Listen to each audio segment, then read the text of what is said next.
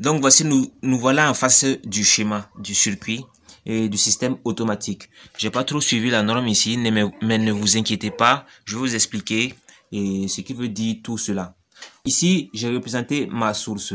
C'est de manière schématique. Voilà, on a le plus, le moins ici. Et bien sûr, le circuit alimenté en 12 volts continu. Donc voilà, on a ici un transistor. Voilà, j'ai utilisé ici un transistor NPN. Et quel que soit le modèle, je pense que ça va aller. Et à la base, j'ai relié une photorésistance que j'ai ensuite connectée ici. Et là, nous avons un relais 12 volts, un second relais ici et un transistor NPN encore et ensuite une photorésistance. Et là, nous avons la lampe. On le reconnaît tout de suite à travers son symbole. Ça, c'est noté. Ok, donc concrètement, qu'est-ce qui se passe lorsque quelqu'un entre ou sort et voilà, il passe devant le système de manière fonctionnelle? Qu'est-ce qui se passe? Ok, donc, et comme dans la vidéo où j'ai fait la démonstration, vous avez vu qu'il y avait un faisceau laser qui pointait direct sur les deux photorésistances. Donc, voilà. Donc, mettons en situation, par exemple, quelqu'un qui veut entrer dans une pièce. Donc, pour cela, je vais retourner le schéma pour que la compréhension soit plus simple. Donc, comme dans la vidéo où j'ai fait la démonstration, vous avez remarqué que pour que la lampe s'allume, il fallait que la personne arrive de là et va dans ce sens-là. Et si elle veut éteindre la lampe, il repart dans ce sens et la lampe se désactive. C'est exactement le même principe ici. Donc voilà, mettons en situation quelqu'un qui passe devant le système. Donc il va arriver devant ce capteur-là, c'est-à-dire cette photorésistance-là. Il va interrompre le faisceau lumineux et ici, rien ne va se passer. Pourquoi? Parce que ici, il y a cette distance-là. C'est-à-dire le contact ici est ouvert. Donc, même s'il y a une variation ou quoi que ce soit, il ne pourra rien se passer ici puisqu'il n'y aura pas, il n'y a pas de truc ici. Le contact est ouvert, donc il n'y a rien. Donc, du coup, ici, rien ne se passe. Mais c'est lorsqu'il arrive jusque là que le système s'enclenche.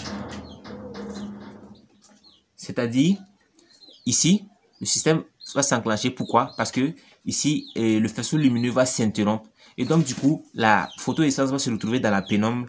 Et donc, sa résistance interne va augmenter, ce qui va empêcher le courant de pouvoir passer, donc alimenter la base.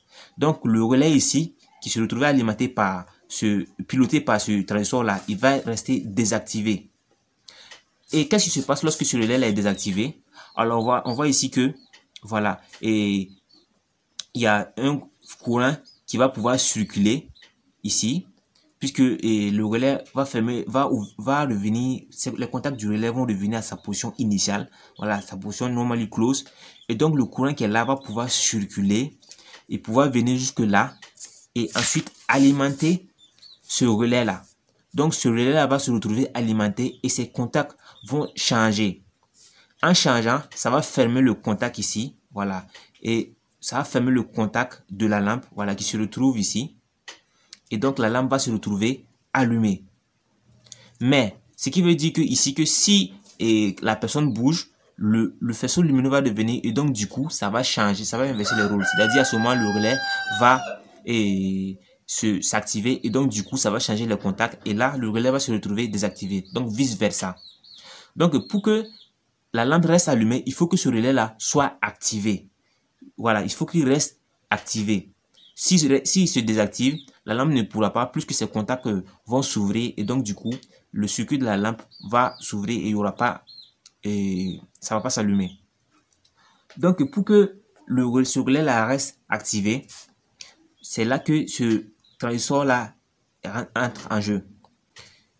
Donc ici, comme le gars il est ici, il n'est plus ici, le faisceau est revenu. Donc il y a la lumière ici et donc du coup, la résistance interne de la photorésistance diminue et le courant va passer et comment dire ça, et à envoyer du signal à la base du transistor. Le transistor va ensuite laisser passer du courant jusque là.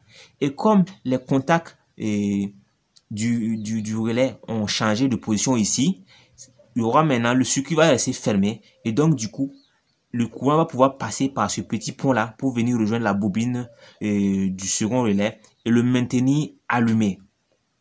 Et donc, du coup, la lampe reste allumée. Même si la personne ici bouge, la lampe reste ici allumée parce que ce circuit-là assure l'alimentation du second relais. OK? Et maintenant, qu'est-ce qui se passe lorsque... donc, ça, c'était, au fait, la position où la personne entre et pour allumer. Voilà. Donc, dans ce sens-là, vous voyez, la lampe reste allumée. Donc, c'est exactement ça. Maintenant, pour que la lampe s'éteigne, il faut que la personne revienne ici, pas dans ce sens. Mais même si elle vient ici, il va rien se passer. Là, le relais va juste changer de position, mais ça ne va pas altérer comment on dit ça, l'état de la lampe ici. Puisque ici, il va pouvoir passer le courant, mais comme c'est le même courant, il n'y aura pas d'effet. Voilà, ici, la lampe et le circuit là alimente, donc c'est le même effet. Ce relais là va faire que clignoter seulement. Donc, pour que la lampe se désactive, il faut que ce circuit là se coupe. Voilà, il faut que ici il y ait la source se coupe. Et pour que la source se coupe ici, il faut que agir sur la photorésistance qui est là. Donc ici, il y a le circuit là à alimenter parce que ici le faisceau lumineux envoie et il y a de la lumière qui est projetée sur la photorésistance qui est là. Donc si on interrompt la lumière qui est là, la résistance de la photorésistance va augmenter et donc le courant ne pourra plus passer et il y aura plus de signal au niveau de la base. Donc du coup, le transistor ne pourra plus laisser passer du courant.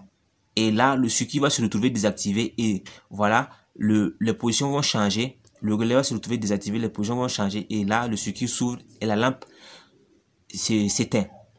Donc voilà en gros. Donc c'est seulement ça le principe en fait. Je vous avoue, c'est pas facile de vous expliquer ça.